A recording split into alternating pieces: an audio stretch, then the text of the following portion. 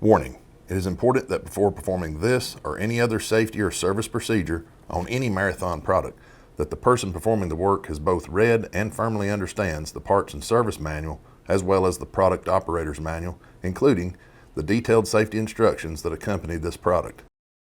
It is up to you to ensure safe operations and processes. You cannot outsource safety.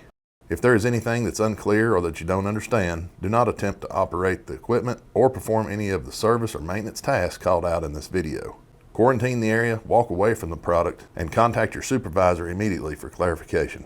It is also important to ensure you're wearing the appropriate personal protective equipment, hereafter referred to as PPE, before beginning this or any other service or maintenance procedure.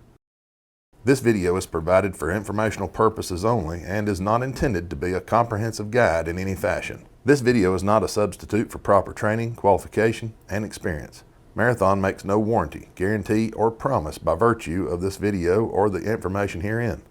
Please see applicable Marathon product warranty statements. Please consult your workplace safety policies and relevant operations and service manuals. This video is intended to inform experienced technicians of generalized conditions that may occur on some units and to provide information that could assist in the proper servicing of a unit.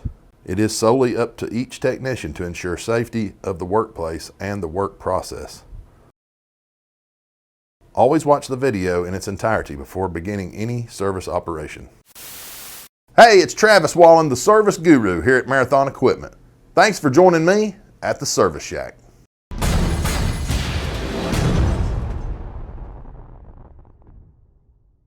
On behalf of everyone at Marathon Equipment, we thank you for choosing our line of products. Today we want to show you how to adjust the motor brake on your Marathon electric cart dumper. The motor brake on your electric cart dumper plays a pivotal part in slowing and stopping the rotation of a motor. Doing so also stops the action of the mechanical device that the motor controls, like a cart tipper. Without the brake, the cart tipper would slam in each direction, with the stopping point being the mechanical limit of the tipper. So, by adding the brake, we can stop the rotation just before it slams to a stop. Before we begin, ensure that you have the proper PPE required for your facility. At a minimum, we suggest eye protection, gloves, safety shoes, and earplugs, but always follow your company's PPE guidelines. You will also need the following tools: a small ruler or measuring tape, a 3/16 inch hex driver, a 9/16 inch socket, and a 3/8 inch nut driver. Now that you have everything you need, let's get started. If the electric cart dumper or compactor is operating, it must first be shut down by the standard stopping procedure. Then shut down all power sources to the compactor by moving the main disconnect lever to the off position and locking out power so that the compactor is isolated from its energy source. If you're unsure of how to do this, we have a great Service Shack episode that covers how to do this properly, and you should reference it before attempting to complete a lockout tagout on your unit. Note: do not remove the brake motor cover or guards unless you intend to disengage or adjust the brake.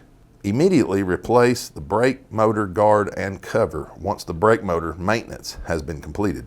The only time the brake on the motor should be disengaged is to lower the dumper in the event of a failure.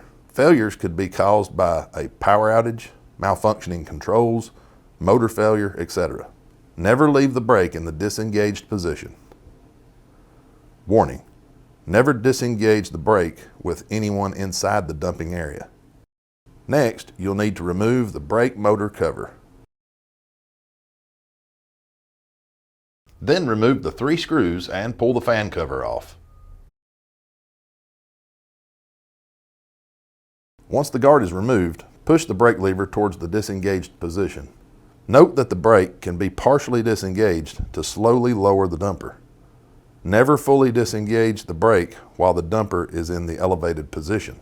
Next, loosen the screw and pry the fan off. Then remove the 2 small nuts and pull the brake housing cover off. Now it's time to check the brake discs to ensure they do not have any rust on them. To do this, remove the 3 screws of the brake support plate assembly and remove the 2 stationary discs and 2 friction discs. If rust is formed on the stationary discs or friction discs, it will cause the brake to lock up. So it's crucial to take the stationary disc and friction disc apart and then sand the rust off of them if there's any present. Once all the rust has been removed, it's time to reassemble the stationary discs and the friction discs. To do this, assemble in the following order: friction discs, stationary discs with the springs facing inward, friction disc, stationary disc with the springs facing inward. Then reinstall the brake support plate assembly and torque all 3 mounting screws to 55 inch-pounds. Once completed, it's time to adjust the brake. There are 2 adjusting screws that need to be adjusted. Prior to adjusting the screws, measure the length of the screws to ensure they are the same distance. If not, adjust so that they are the same distance. Once the same length, adjust them in 4th turns equally clockwise to make the brake tighter. It's important to ensure that the 2 adjusting screws are the same distance before confirming the set point range. The set point range is when the plunger is set at or up to 1/8 inch above the set line. When the adjustments have been made, reinstall the brake motor housing, reinstall the fan, and return the brake lever to the engaged position. Then reinstall the fan cover, ensuring that the brake manual release guard is covering the brake lever. Next, reinstall the brake motor cover.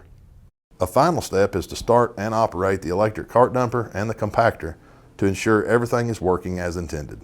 If you notice smoke coming from the brakes or they seem over-tightened, you will need to repeat the process to adjust the motor brake. If the cart dumper is drifting slightly when it is lowering, the motor brake will need to be tightened and you must repeat this process to adjust it properly. That's it. Now you know how to adjust your motor brake on your Marathon electric cart dumper. If you have any questions, please contact Marathon Technical Services at 877-258-1105.